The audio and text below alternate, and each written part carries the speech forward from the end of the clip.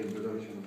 It's a different matter, you know, they're actively having to keep things still, which probably is slightly trickier, and things can be hacked as well, but there you go. I think it's a bit sad. Although controversially, I would say that in the grand scheme of things, it doesn't matter. You know what I mean? Because it's out there now, and it all just counts as buzz, really. And I don't think that if any of you have known what was going to happen in Night of the Doctor, you would have thought, I'm not going to watch it. That's the thing, I think, ultimately. No, perhaps you're right, I don't But like I say, you know, my own feeling is probably half romantic. Well, one likes to preserve the specialness of something, don't you? You want to go, boom, look, you know, that's great. Or maximise, or just maximise the surprise. In both cases. The second thing is Joss Whedon.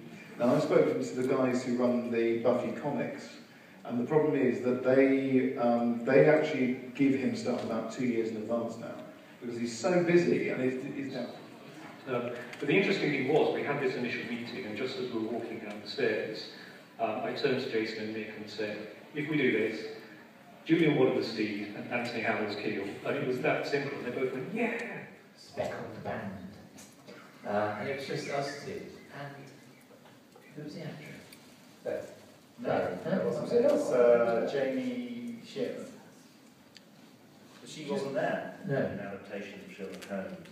Watson's narration is taken away, so you lose that element of the fact that you're seeing these stories through the lens of Watson. So that's when he becomes, to use your phrase I'm going to use all the time now, moving wallpaper. But what Big Finish has done right from the start is to put Watson's narration back at the forefront of the whole thing. Yeah.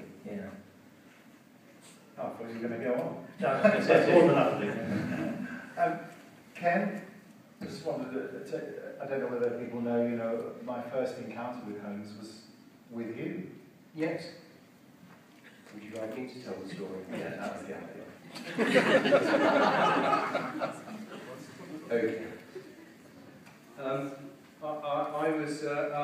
I had the opportunity to direct a small-scale play, and was talking with a very good friend of mine, another actor, about what we should do, and we thought it would be This was back in 1999. wheeze to do. We wanted to do a Victorian pot boiler. We found out we were out having a meal with a load of friends, and we found out that Conan. You might be able to correct me on this, Jonathan, as to whether I'm right or not. We found out that Conan Doyle himself had adapted one of his own stories into a play. All the other adaptations done by other people, but one of the stories he adapted himself. So we thought, well, that's a great opportunity to dig that one out and have a go. And it's a hoot. It's a lovely play. And the mate of mine was going to play the villain, and we were talking about who we should cast as Holmes. And he'd just worked. It was his first professional job out of drama school was doing the thriller season at the Theatre Royal, Nottingham, and he'd worked with this fella. And he said, well, funny you should say that, I've just worked with somebody who I think would be perfect. So, yeah, in 1999, he got on the phone to you, presumably, and said, do you fancy doing it? And it coincided, our rehearsal period coincided, I didn't know this at the time, I only found out decades later, years later, when I was working for Big Finish. The rehearsal period coincided with the post-production on the very first Big Finish production.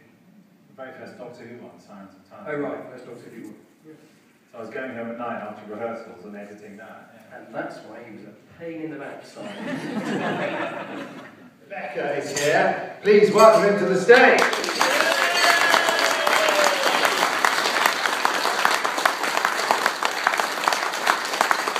I know that Tom Chapman is here. Hey!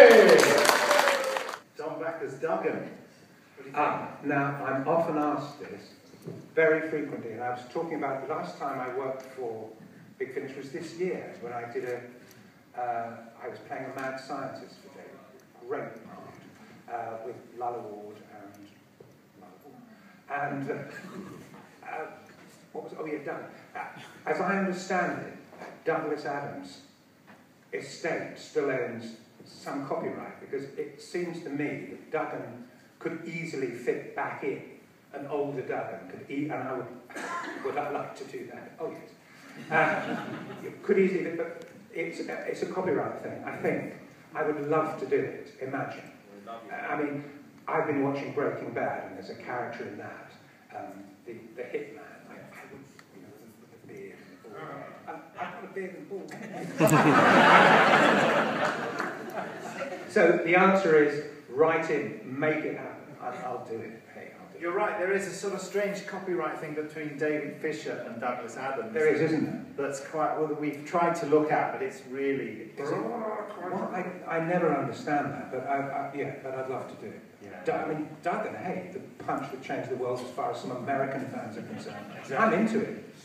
Don't you worry about that. Oh, Well, we'll keep looking. Now, listen,